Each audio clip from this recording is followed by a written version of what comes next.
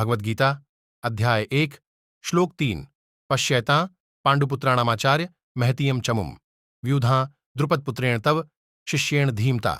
3 पश्य, देखो, एताम यह, पाण्डुपुत्राणाम पांडु के पुत्रों में से, आचार्य आदरणीय शिक्षक, महतिम शक्तिशाली, चामूम सेना, व्यूहम सैन्य संरचना में सुसज्जित, द्रुपद पुत्रेण द्रुपद के पुत्र धृष्टद्युम्न, तव आपके द्वारा, शिष्येण शिष्य, धी माता, बुद्धिमान अनुवाद। दुर्योधन ने कहा, आदरणीय गुरु, आपके ही प्रतिभाशाली शिष्य द्रुपद के पुत्र द्वारा युद्ध के लिए इतनी कुशलता से तैयार की गई पांडु पुत्रों की शक्तिशाली सेना को देखो। भावार्थ, दुर्योधन ने द्रोणाचार्य से राजा द्रुपद के पुत्र उनके सेनापति धृष्टद्युम्न के नेतृत्व में पांडव सेना के कुशलतापूर्वक व्यवस्थित सैन्य दल को देखने के लिए कहा। वह भी द्रोणाचार्य के शिष्यों में से एक था। दुर्योधन अपने गुरु को अतीत में की गई गलती की याद दिला रहा था।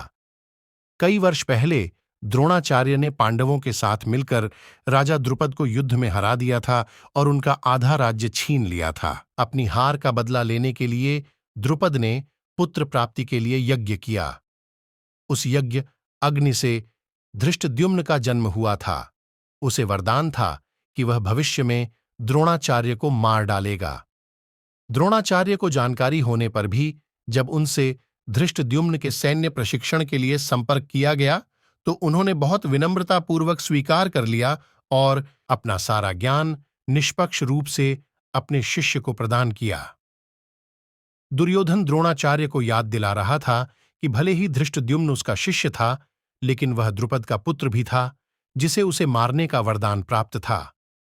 वह यह सुनिश्चित करना चाहता था कि अतीत की तरह द्रोणाचार्य अब अपने शिष्यों के प्रति उदार न बने, क्योंकि वे युद्ध के मैदान में थे।